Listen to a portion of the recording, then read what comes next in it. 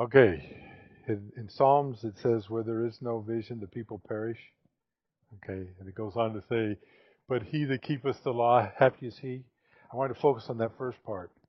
Where there is no vision, the people perish. You know, I think you'll all recognize that we've had, over the last several years, we've had problems at Immanuel that have caused us to begin perishing.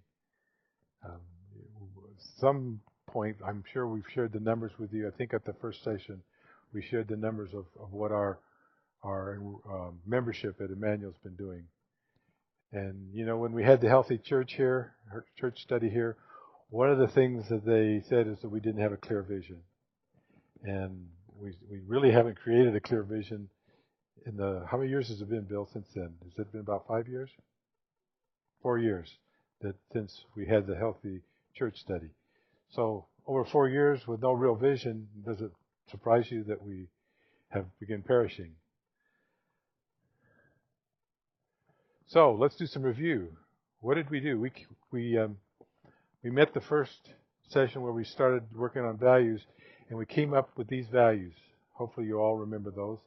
And we argued over some of them. In fact, we had some really good discussion at the last meeting over which ones are we really going to do all of those? Some of those we don't like, or some aspects of us concern us. And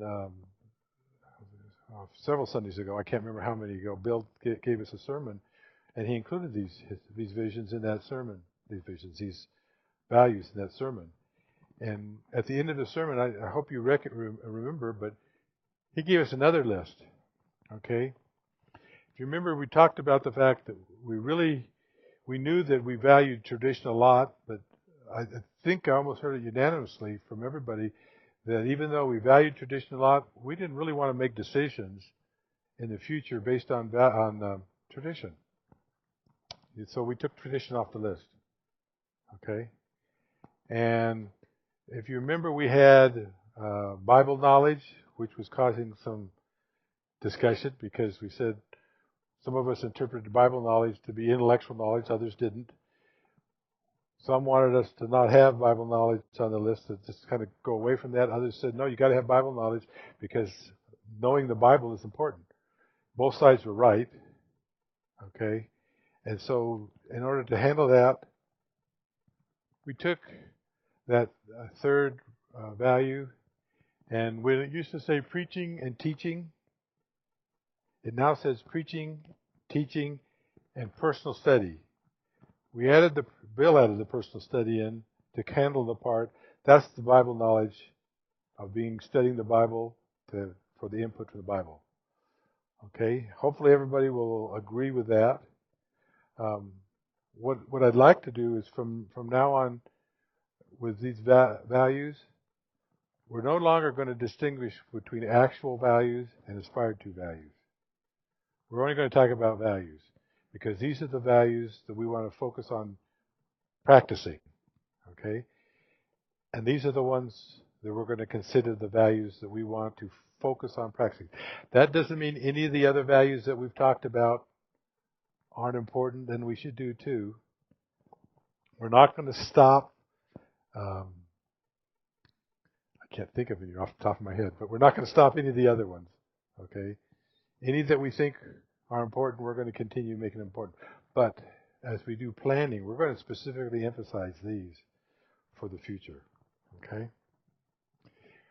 So we took those values, and the last time we came up with a mission statement. And you can remember how we went about that, and we finally came to a point where we came up with a mission statement, which was our mission. Okay, and I want to take this a little piece at a time so we understand the implication of what this is saying. Our mission, there's 2 words there, but both of them are big, important words that we have to get. First one is our. You have to understand that our includes everybody. This is not the pastor's mission. This is not the deacon's mission. This is not the SLT's mission. This is not those people who care's mission. Regardless of where they are in their Christian walk, if they're a member of Immanuel Baptist Church, this is their mission. Okay? And we drive that mission by using the SLT to put our heads together and come up with a mission that our pastor said, I agree with that mission. Bill, are you sold out to this mission? Bill says, yes, he's sold out to this mission. So this is the mission that we're going to deal with. Now, the next part says, is to know and follow Jesus Christ. I want you to think about that. Knowing and following Jesus Christ is the vertical element of that mission. That's the between us and God. Okay? That's the individual, each of us, each of the our individual connection to God is by knowing Jesus Christ. Because what did Jesus say? If you know me, you know the Father. Okay? So that's our connection to God. The next part says, and make him known to all people. That's the horizontal part. Okay? That's the part that takes us from being individuals to working as a group, going beyond Immanuel. That's the part that takes us outside of Immanuel, takes us to the world. Okay? And hopefully you'll pick up on the symbol I put up there. I made that for a reason. That really is the symbol of the cross. The cross is a symbol that's both vertical and horizontal. It's God's relationship. God's relationships are always vertical, individual based, but they're also always horizontal. Don't forsake the meeting together. So our mission is to know and follow Jesus Christ and to make him known to all people. I hope you'll start memorizing that. When somebody asks you what your mission, what the church's mission is, I hope you just can roll that off your tongue without that being having to think hard, and recognize this is what our mission is. Whatever we do, if we're not knowing or following Jesus Christ, or if we're not making him known to all other people, then we're diluting what God wants us to be doing. Okay? And the implication of that is, and it's really important for us tonight because we're going to be talking about vision, a vision which is a picture of what we're going to be. It's really important that we recognize that we have, for all of you who were here last time and saw the video that Andy Stanley presented to us, we have a lot of old couches. Things that we have been carrying along because we love them, and they're not necessarily bad in themselves, but they are not doing our mission. We are not knowing or following Jesus by doing them, and we're not spreading that knowledge to all people. Okay? So I want you to keep that in mind as we start talking about things tonight. Okay, so what is a vision? The vision provides a picture of reality. Okay? It helps us to understand what our life in this community should be looking like. A vision is a picture of doing what you're supposed to be doing. Okay? Doing what you're supposed to be doing. If you thought of us as a boat and we just left the port, our vision is the port on the other side that we're going to. Okay? By knowing where we're going, it makes it a whole lot easier to steer the boat to get there. Have you ever been hiking in a forest that maybe doesn't have a trail, or the trail is very minimal? What typically happens to a person who's out in the forest and doesn't have a map or a compass? They get lost, they walk in circles. If you don't have a vision, you essentially walk in circles. Think about what Immanuel's been doing for the last 4 years. We've made a lot of circles. Okay? In fact, we're probably now expert circle makers.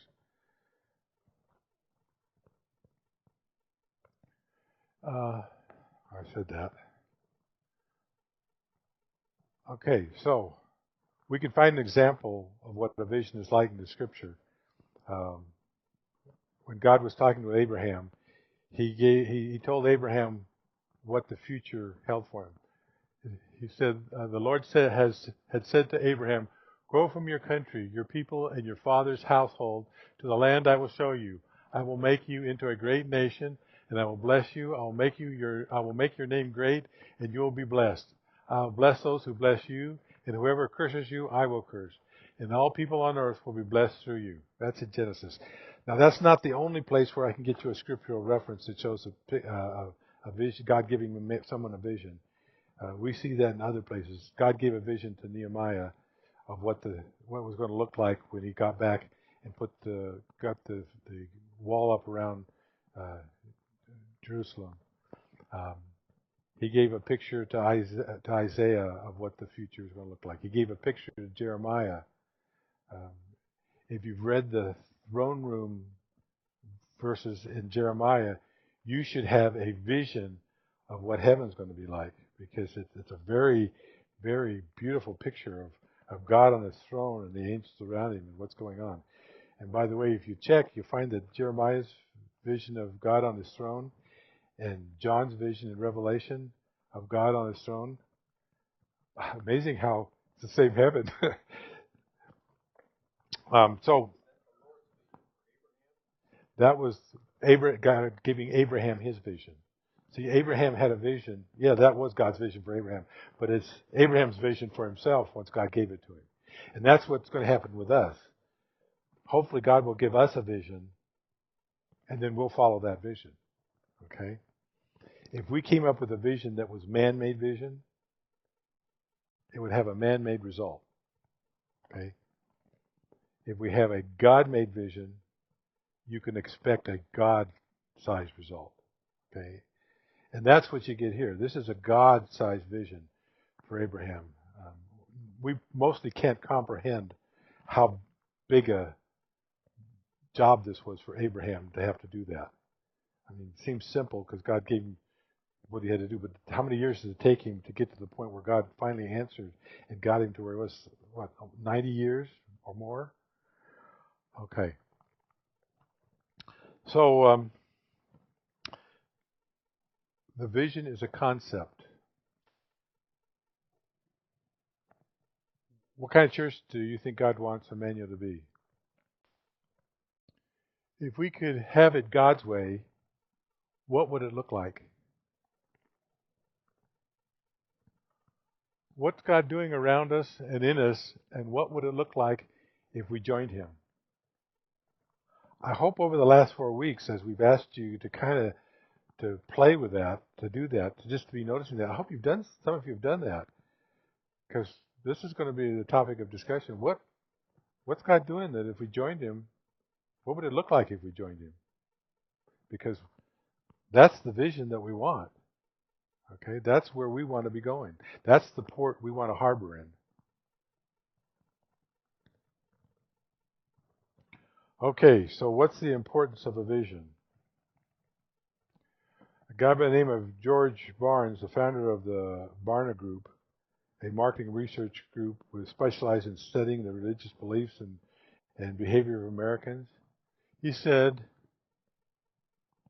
when we ask pastors, can you articulate God's vision for the ministry of your church?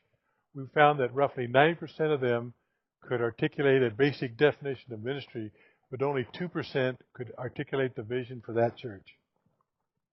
Okay? I want you to comprehend what that means. Only 2% of the pastors they talked to could identify what the vision was for their church. Okay? I'm not going to put Bill on the spot. I'm afraid of what part he's in. Okay, and another gentleman by the name of David Goetz made the statement, pastors indicated that conflicting visions for the church was the greatest source of tension and the top reason they were terminated or forced to resign. When a pastor has one vision and a church has another vision and God has the real vision, Do you think there's tension? I mean, I don't think any of us would have any problem at all seeing that that's a true statement. Okay, so let's talk more about the importance of a vision. A vision provides energy. Okay, if it seems like the church is kind of dead, well, most churches that are cold and seem non-energetic, it's because they don't have anything. They don't have a point. Your vision really is your point. And so, a vision is energy. A vision creates cause. Um, your vision is a part of something, makes you part of something bigger than yourselves. You can see that if we come up with a vision for the church, it's not going to be a vision that just one of you or somebody else in the church could do. When you have a vision, it's something that requires the church to act like a church, to act like a body, to have the people with this gift working with the people with this gift together to accomplish the vision that God's given us as a church. And oh, by the way, the fruits of the Spirit, God gives us the fruits of the Spirit so that we will have the gifts we need to do the things that He asks us to do. I think you heard, I think it was Richard Blackaby who said that in one of the Experiencing God times we had.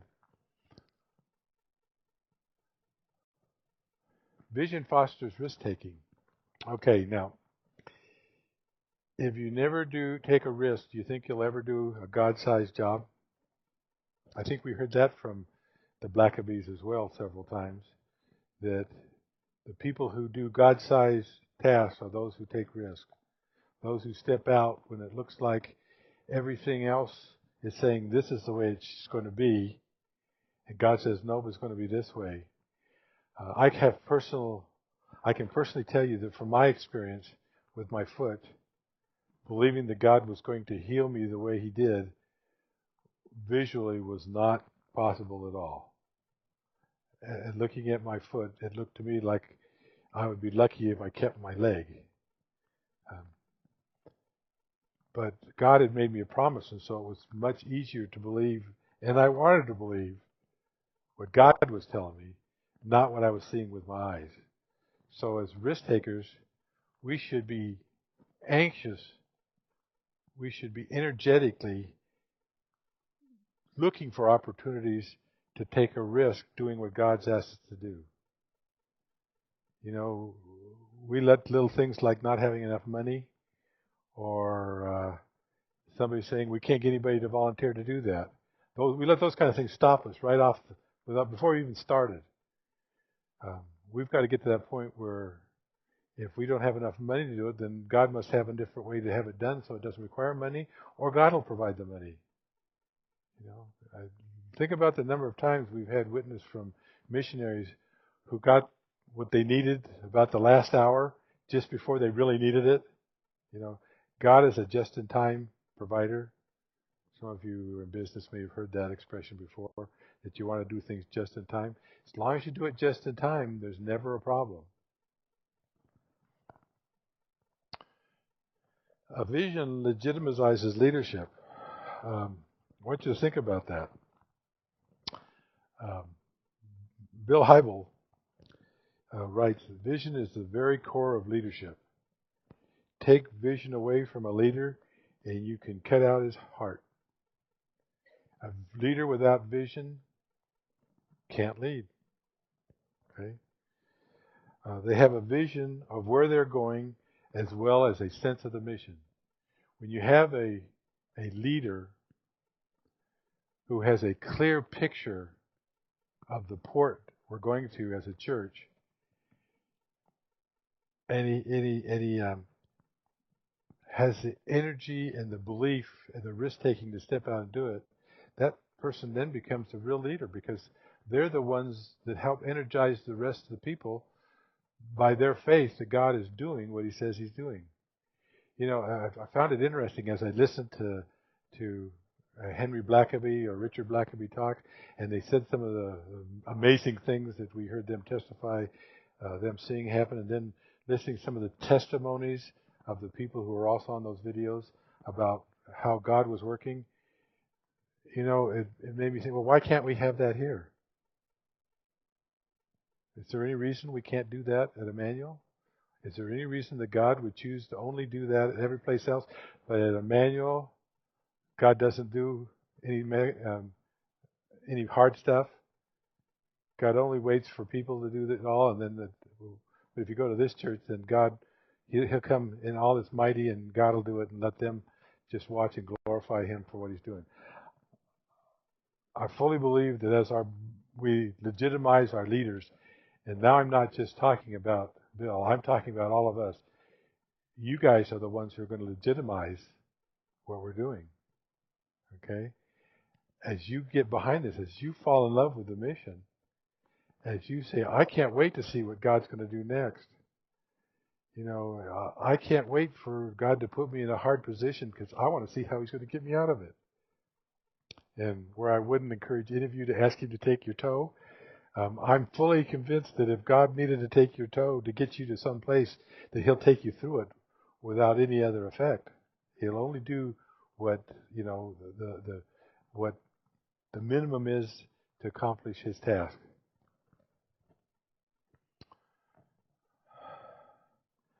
Vision energizes leadership. I hope as you're sitting here and I'm talking about this, I hope you're feeling the energy rising inside of you. That you're saying, quit talking about it, let's get going. Let's go. You know what? This is one of these things where you need to be the meek horse. You need to have all the force and power of a wild stallion, but be willing to harness it so that God can bridle you and lead you where you need to be going. But let me make it clear, you guys are the leaders, and you're the ones who need to be energized. And if you aren't energized, the rest of the church won't be energized. Okay?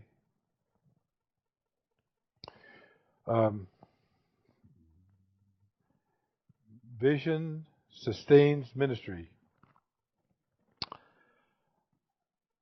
As you start a ministry, it's real easy in the first stages of a ministry to get discouraged and almost to the point of saying, why did I do this?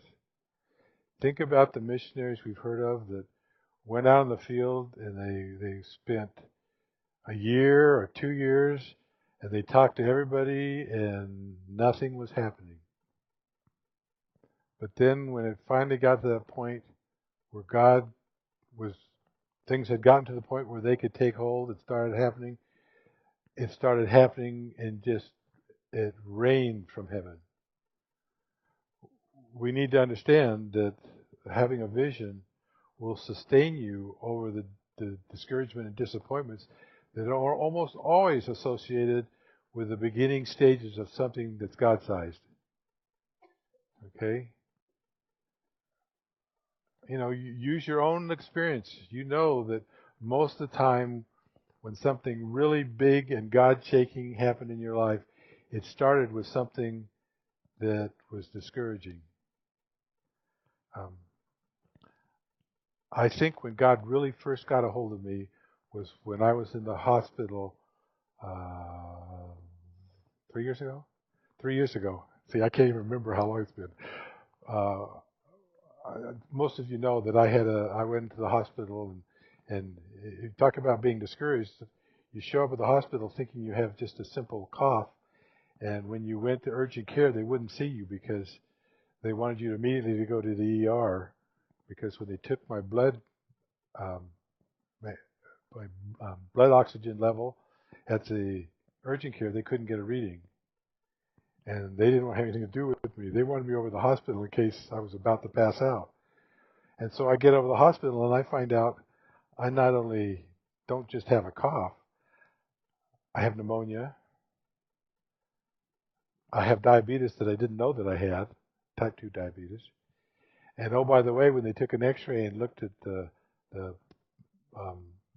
pleural cavity in my chest, I had about a 2/3 inclusion of some matter in my lungs. to this day, nobody knows what it was. Well, I can tell you that I was discouraged and disappointed. And, um, I can distinctly remember when it happened for me that it seemed like God wasn't there. Maybe you can think of a time in your own life, but it seemed like God wasn't there for me. And I realized I had to make a decision. Okay, God, I don't have a clue of what you're doing, but I know you're going to do it regardless of whether I have a clue. And so I want you to drive, and I'm going to sit over in the passenger seat. I'm just going to go along for the ride, and wherever you take me, that's where I'm going. And thank you for taking me there. And from that point on, I didn't have, I mean, it was, don't let me tell you it wasn't difficult, but I didn't have another concern. I had 2 surgeries after that. I had tubes coming out of all over me. I had the people at the hospital, the nurses were very concerned about me because they thought they weren't going to keep me. They thought that I wasn't going to make it. But, God didn't put that on my mind. He also spared Barbara from having to worry about that. Both of us knew that God was taking us through it, and it was just a matter of time that we had to do what God wanted to do. And God just had to show me that I can trust him through the very worst of times. And I'm very thankful. It gave me something to give a testimony about. When God takes us through those tough times, we have that. So God, the vision that God gives us will sustain us. When we have a vision of where God is taking us to, if we have a true God-sized vision, we're still excited about where we're going to be and anxious to get there. And the little sidetracks and the little side skirmishes that we go through shouldn't be a problem at all to us. We're human, and so they are. They're gigantic mountains for us, but when we get over them, you can look back and say, oh, those were just hills, because God was in charge the whole time. Now, here's one that you may not think is important, but God motivates giving, okay? And I'm not just talking about money. I am including money, but I'm not just talking about money. God causes giving. God will give us the desire to give our time, our treasures, our abilities. If there's something we can give, having a vision of what we're doing will give you the desire to give towards it. When you know there's something that needs to be done that really strikes you, I want you to think in your own life, when you have something that needs to be accomplished, you reach a point where you'll give anything to get that done. For any of you who have kids, if you ever had a child who was in a position where the doctor said, unless we have this surgery or this done, that child's not going to live. Would you not be motivated to do whatever was in your power to get your child to that point where they needed to be? I could say personally, I know I would. I can speak for God because I know He would. He gave His Son to die for us to get us where we needed to be. Okay, and so we have the best example in the world. So God motivates giving. Now, is it any wonder if we don't have a vision that we have financial problems? Do you make it a habit of giving your money to things that you don't know what they're going to be used for? Or if you do know what they're going to be used for and they're not of any value or importance, does it make you want to give a lot of what you have to that? I don't think it does. If you're all honest, you might have the motivation to give because God's told us we're to tithe, and so out of obedience to God, you're giving a tithe. But I'm talking about giving. I'm not talking about giving God what's already His. I'm talking about giving.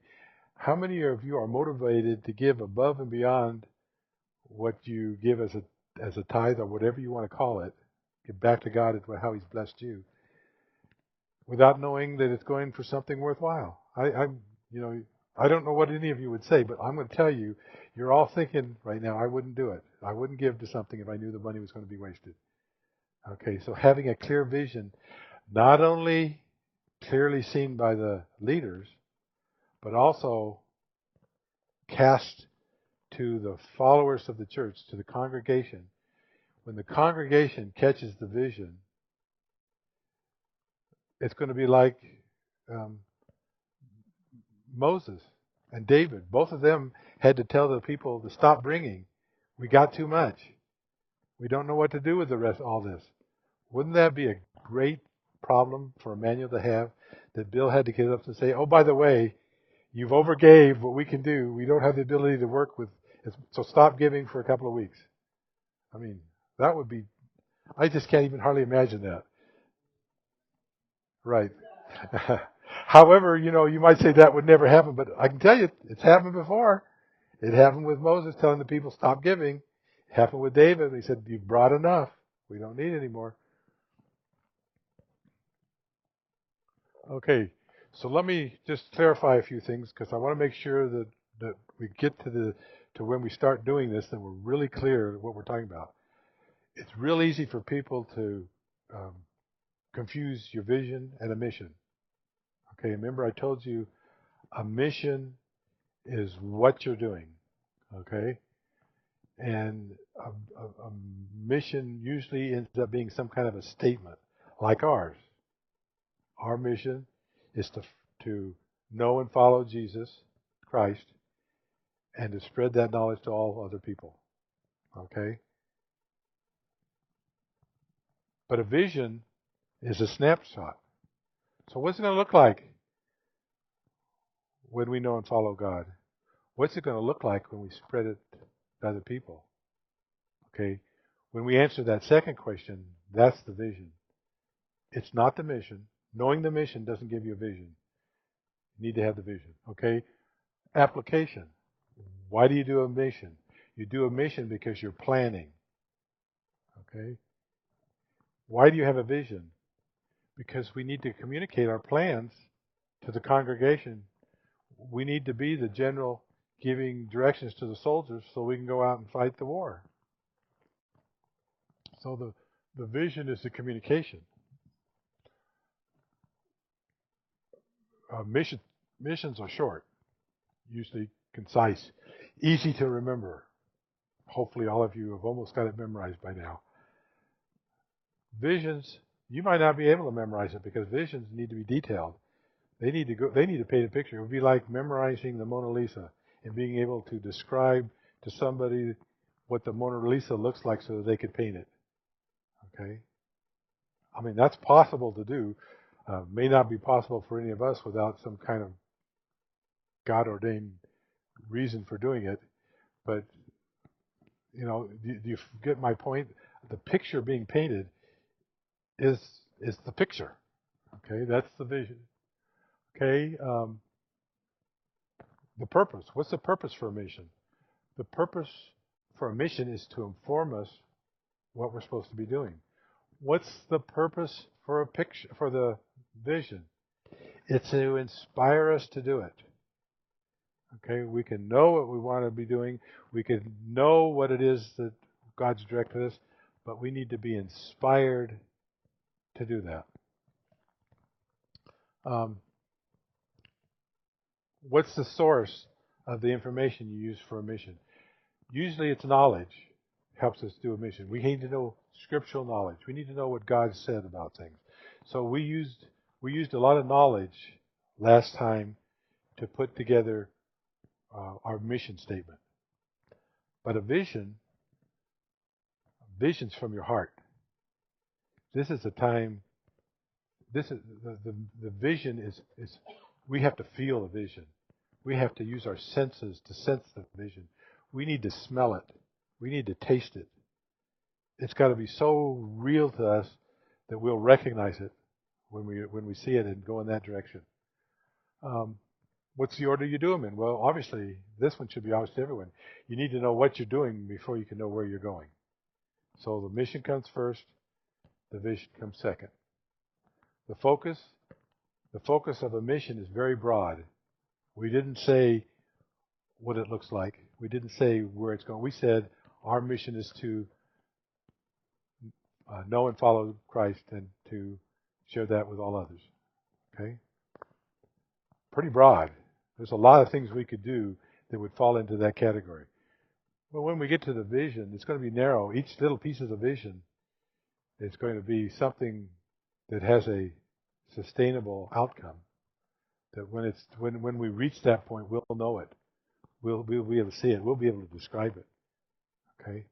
It may be when we're talking about vision, you may memorize one portion of the vision because that's the part that speaks to your talents, to what God's called you to do, and you'll be working on that part of the vision, recognizing that we're working on this part over here, but there's others working on it. Okay. How do you develop a mission and a vision? You develop a mission by teaching it. Somewhere down the line, Pastor Bill is going to teach the church what our mission is. We're going to go through scriptures and see what the scriptures say about our mission and why our mission is our mission. How do you develop vision? A vision has to be caught. Okay, it's kind of like throwing a net out, and if the net is the picture, and those who we pull in, the fish that get pulled in, they're the ones that are caught by the vision. Okay, and how do you communicate it? Well, a mission is visual. You can write it out. You can see words. You can see our mission. Okay, you can see the words. You can understand it. But what's the vision? A vision is really hard to get a vision across by a bunch of written statements. Okay, visions tend to be more verbal, and so when a vision is cast, people casting the vision cast it verbally. Okay, every year the President of the United States casts a vision for the next year. Okay, it's called the State of the Union Address. Okay, sometimes we catch the vision, sometimes we don't, depending on how good the president is at casting a vision, how much you agree with it. Okay, and that's kind of what we'll be doing sometime in the future. Bill is going to cast a vision for Immanuel, and he's going to lay it out before us, and he's going to catch the ones that are really part of the kingdom journey that we're going to be taking. Don't be surprised if after we've told people what our values, what our mission, and what our vision is, there may be some people who leave. It's not necessarily because they're bad people or because we're bad people. It'll be because that's not the journey that God has for them to take. Okay? And so we need to be not looking that when people can't catch this vision that we've done something wrong or that they've done something wrong. We've got to keep looking at the vision because our mission is not, there's nowhere in the mission that we say our mission is to keep people coming to Immanuel. In fact, there's nothing in our vision or in our mission that says our mission is to get people to join Immanuel. That's not the important part. Okay? Okay, so what a vision is. One of the books that I've used to help me prepare for these evenings is a book by a person named Aubrey Malthus. And he says a vision is a clear, challenging picture of the future of the ministry as you believe that it can and must be in order to join God in what He's doing. Okay? I want to read that again. A vision is a clear, challenging picture of the future of the ministry as you believe that it can and must be in order to join God in what He's doing. Okay?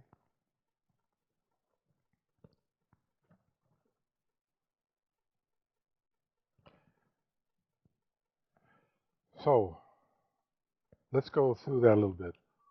What is a picture? A picture is clear. We cannot expect people to act on information they don't understand. So when we cast a vision, it needs to be clear.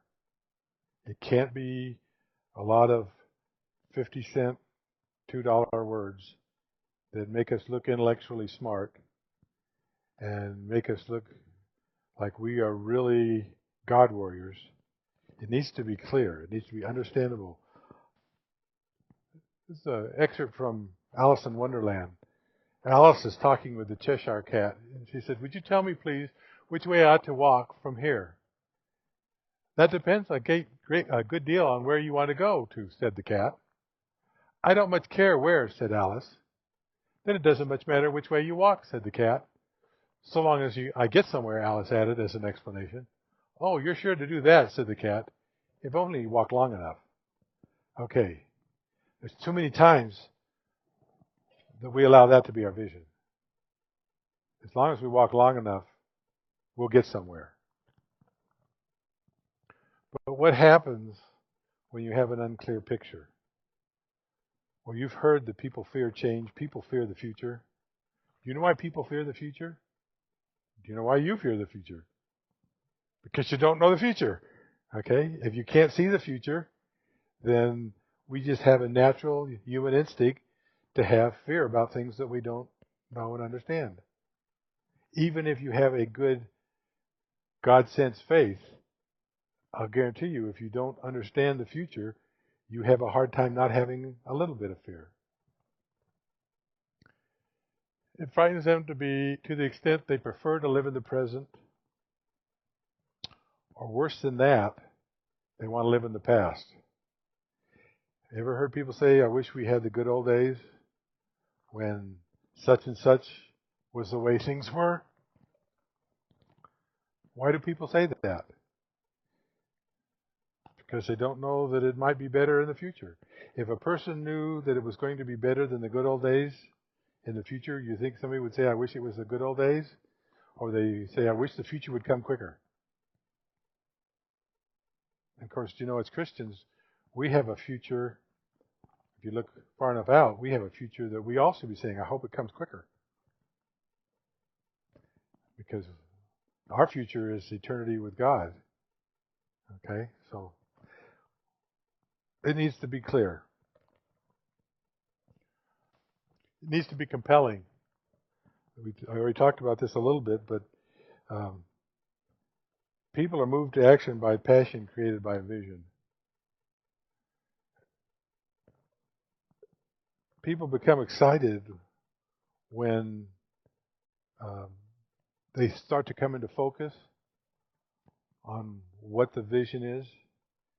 Have you ever seen somebody who wasn't sure about a particular event, but as they got a better picture of what was going to happen, as things started happening, they were good, how they start to get excited, and maybe you can think about yourself in that respect. It kind of challenges them when they need to be challenged.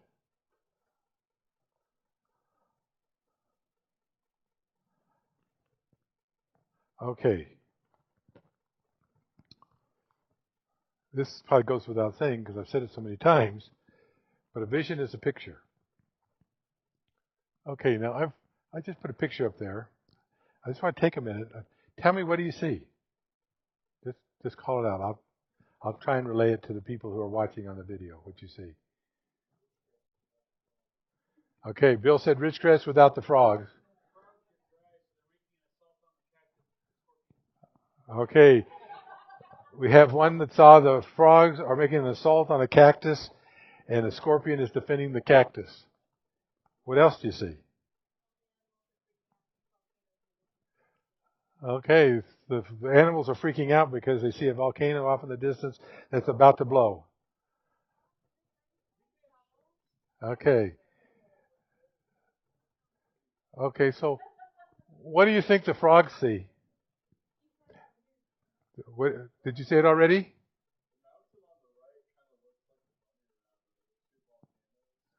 Okay. What do you think the frogs see? Now, this may not be actually what's there, but because I said, remember, a vision is a picture of what's going to be there. Okay, somebody said they see lunch. Anybody else? I heard danger. I heard scorpion. The frogs see a swamp.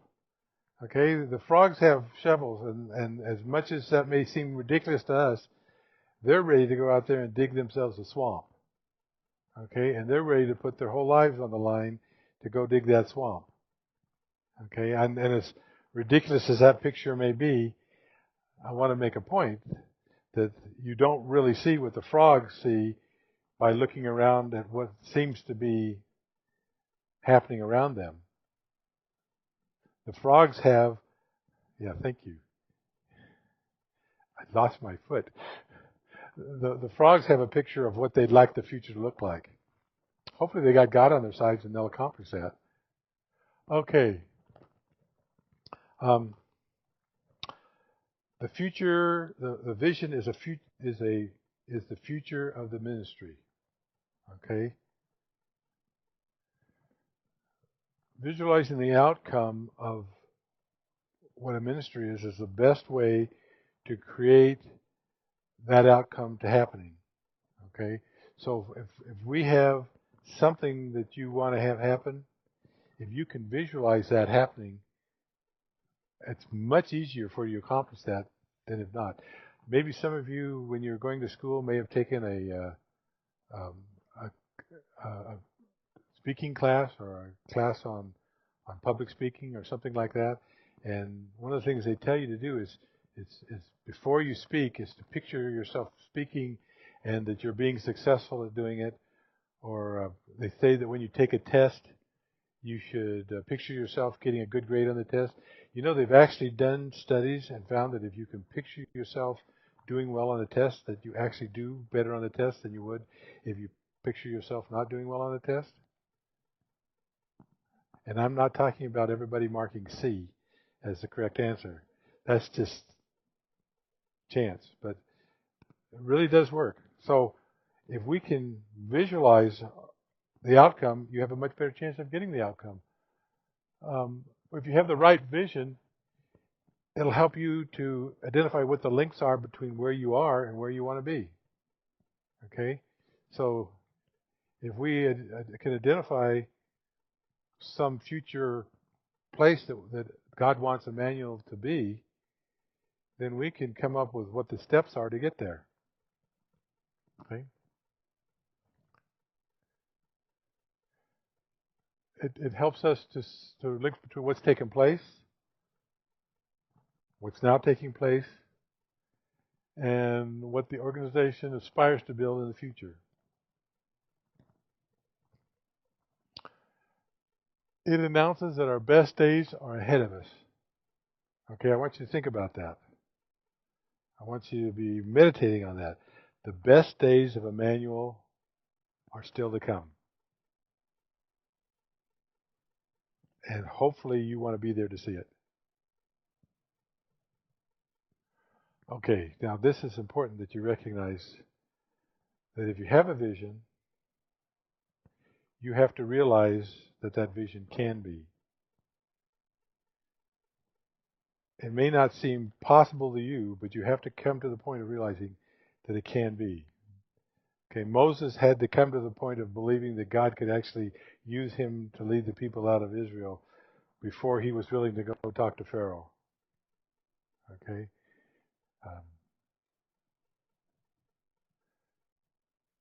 If you have a good vision, it drips with potential, especially if you know that God's involved. Okay? I think we got a quote from Robert Kennedy is probably a good demonstration of that. When he said, "Some people say things the way they are and ask why. I see things the way they could be and ask why not." Now, I don't know whether you're a Robert Kennedy fan or not, but what he said really makes the point really well of what we're trying to do. Now, not only do you have to be able to see the vision can be, but a vision, you have to realize that a vision must be. If it's something that God wants to do, then God only does the stuff that must be. Does the God ever start doing something and then say, "Oh, I'll change my mind"? You know, we have some scripture that maybe make it look like he did that because that's the way the people who were viewing it understood.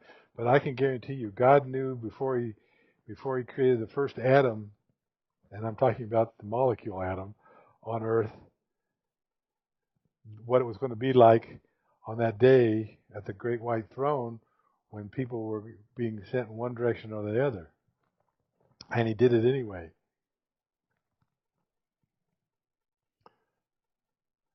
The visionary, and hopefully by the end of tonight we're all going to be visionaries, is convinced it must be. The things that we identify as our vision should only be things that we believe God really wants to have happen. These are things that must be.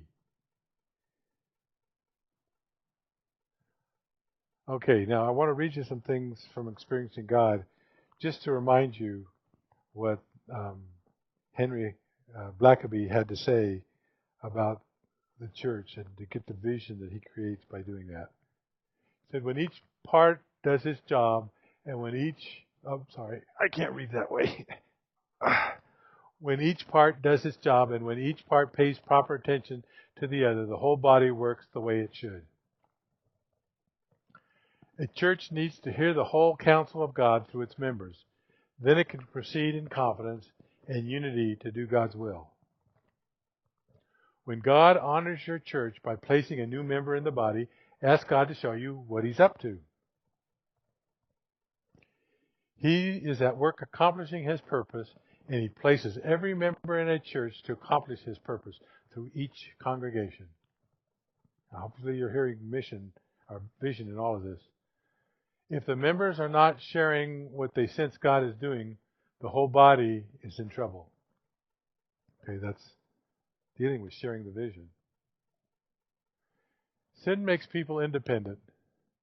Salvation makes us interdependent on one another. Scripture teaches that the church is a body in which each member is a vital important to the others. Okay, I want to tell you what we're doing. Okay? For the rest of the time we're here, these are the steps we're going to take. We're going to start out with step one, and that's what we're going to do the rest of the night. We're going to identify what God is doing in you and around you. Okay? Whether you've done this over the last 4 weeks or whether you're starting right now, you all have information, whether you know it or not, that can answer that question. It may require you to do something that most of us hate doing, and that's think. But we're going to answer that question first. What is God doing in and around you? It doesn't have to be that we're going to do it, but we should be able to recognize God working. He may be working in somebody else, but okay. Second step, we're going to identify which of these activities God might want us to join. Okay? He may not want Immanuel to join every activity we see him working in. I mean,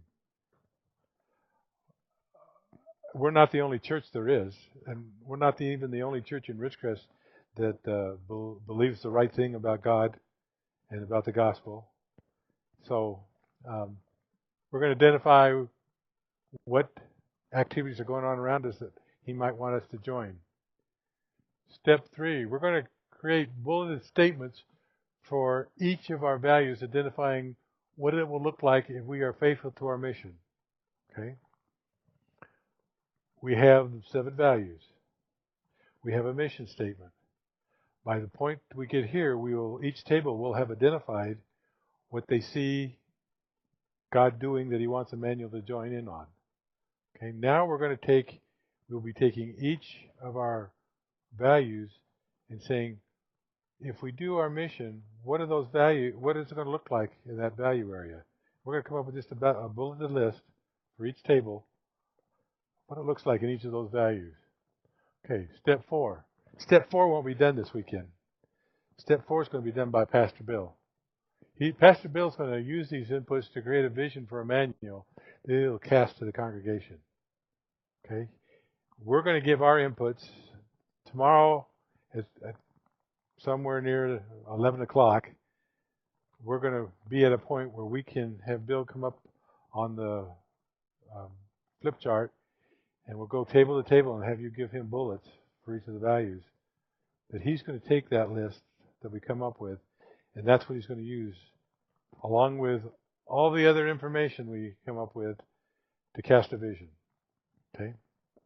Now, our part on step 4 is prayer. I didn't write it up there, but as the support team, as the strategic leadership team, our job is to support the pastor in doing the strategic things for Immanuel. Okay? So that's where we're going. That's the process we're going to use.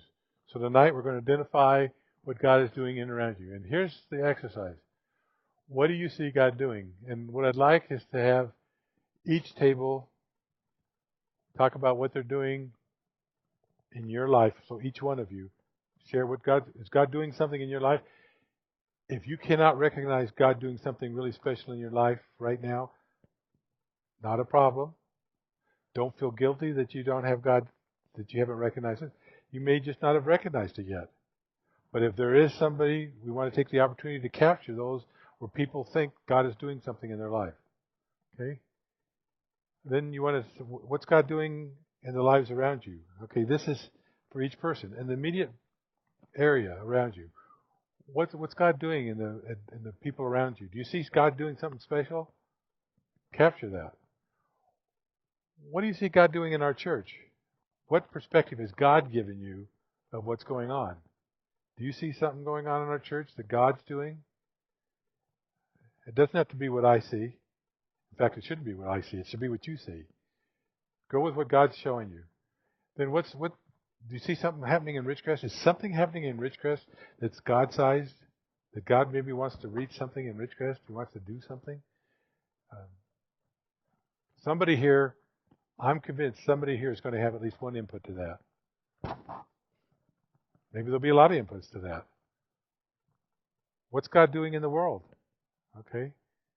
We're seeing God, one of the things we'll see, and you can all use it if you want, we're seeing God plant churches. Okay? We're seeing God put missionaries in Togo. What else do you see God doing in the world that's important that He may want us to join in with? Okay? So that's what we're going to do. We got 4 tables. Hopefully you got paper at each table. If you don't have paper at your table, let me know. And Kathy, do we have an easy way to get paper if we need it? Okay. So if you just flag me down or something, then I'll wheel over to you and tell me, and I'll go find some way to get you paper. But try do this. Write down in your life. Then go around the table, capture what people have to say. Then do the next one. Now I'm going to ask you to do one more thing. I'm going to ask everybody to do in your life first. Okay? I really want all of you to do all of them, but because this could be a long exercise, I want to make sure every one of these are covered. So I'm going to ask table 1. I'm going to start here. 1, 2, 3, 4. I'm going to ask table 1 to do the second one. The second thing you do, start with that one. Table 2, start with in our church. Table 3, start within Ridgecrest. Table 4, start within the world, and then cycle through the other ones from there. That way we'll know that probably at least 2 tables will have something to say on each one of them. I want to make sure we cover them all. Okay? Am I a bit clear as mud? Okay. Be sure you identify to your table who your recorder is, because you really want to have somebody who knows their recording writing everything down so that they will write it down. Okay. You have until, you got until 8:45. You can take a break when we're through. Right now, take a break, go get you some water, whatever you need, use the bathroom, and then start up as a group. Okay, well, I want to do a quick check of how we're doing. Did every table get at least one thing written down?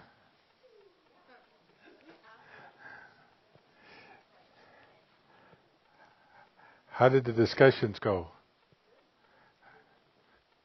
Somebody want to talk? We need a microphone runner. Let's go first. How did the discussions go? You don't have to tell me what you came up with. Just want to know whether the discussions were good or off the subject.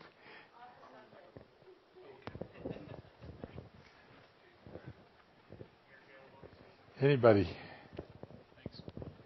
Thanks. I guess from my perspective, I was fairly encouraged what our table was able to come up with and had thought about. Okay. Maybe that's me being pessimistic about how little preparation I had done, but I thought it was mostly good. Good. Okay. And some other table. How'd your table do? How'd it go?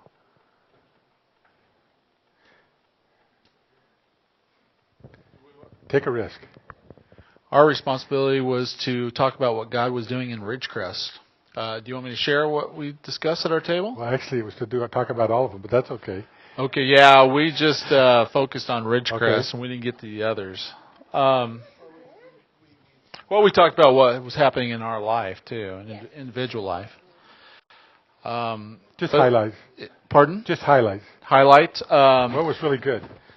I think the idea that there is a younger generation who's hungry spiritually, and they've been attracted to. They've been kind of like magnets, drawn to things that have been happening in Ridgecrest, and then some unfortunate things have happened, and so they've gone elsewhere. But there's a generation that's hungry.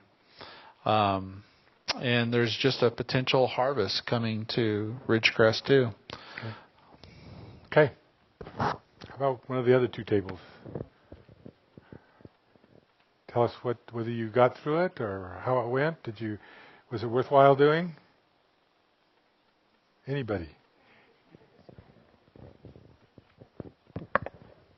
Yeah, it was very worthwhile. We got through all of them, and it was just exciting to see, to do the progression from in your life, in the lives of those around you, in the church, in Ridgecrest, in the world, because we were able to do it in that order, and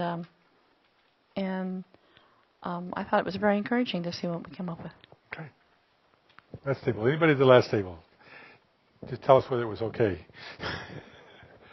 Yeah, it was okay. No, we got our question answered. We got several things. We got off the subject. We did a lot of discussion around what we were talking about. We went through the world. We went through Ridgecrest, our church, the world, and back around again. We started with our own lives, of course. And I don't think we got to the lives around you is the one we didn't get. Okay. Did any of the groups, did you have something that somebody was really surprised that you were able to talk about something that was really, really potentially encouraging or motivating or? Not yet. Okay.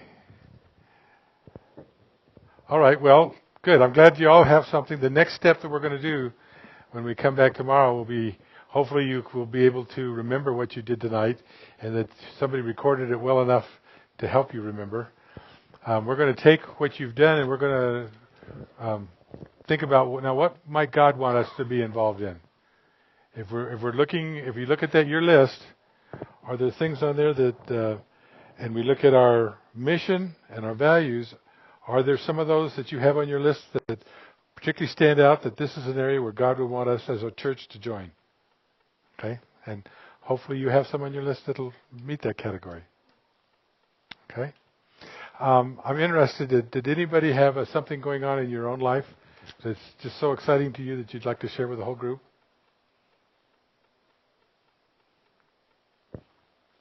Am I the only one?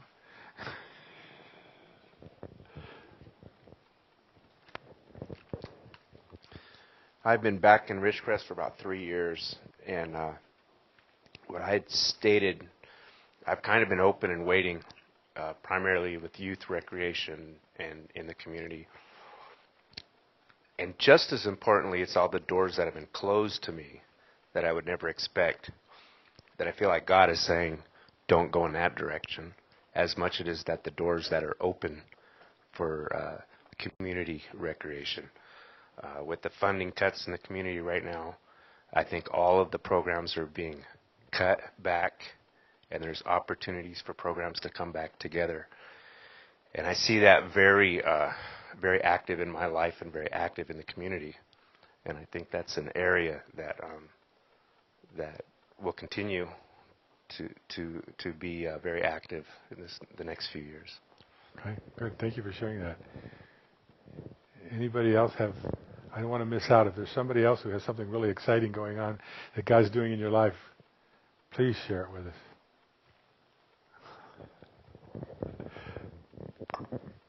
I didn't really share this at our table, but the exciting thing in our lives has been change, just continual change, with one son moving from Fort Lee, Virginia to Fort Drum, New York, and another son moving to Yakima with his wife, and they're expecting a baby. So we'll be grandparents in November. That's change.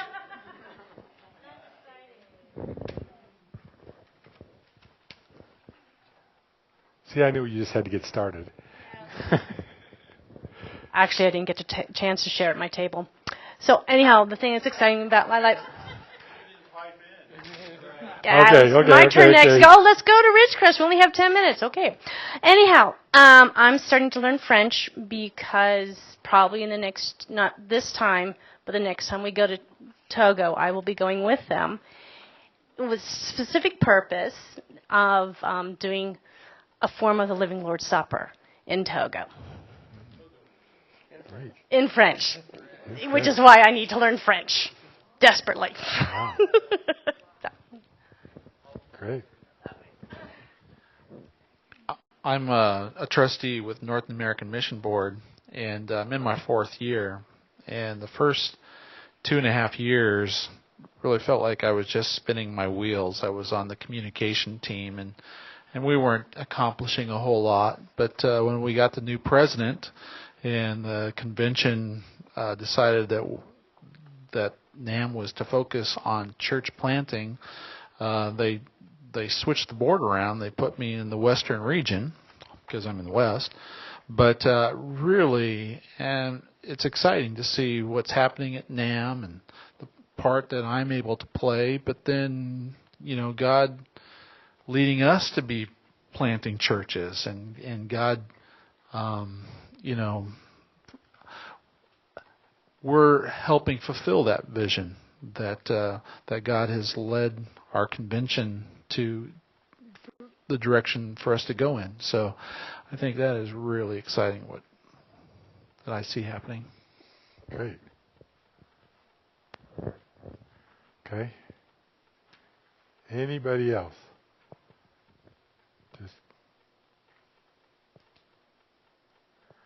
Okay, well, we've reached the end of what we're going to do tonight. I thank you for each of you participating, and I pray that you're excited about what's going to happen here, and that you're so excited you can't wait to get back tomorrow at 8 o'clock, because that's when we're going to start. Okay, so let's close in prayer. Okay? Our Heavenly Father, we thank you for the fact that you're always working in our world. Lord, I thank you that you were working before we were even thought of.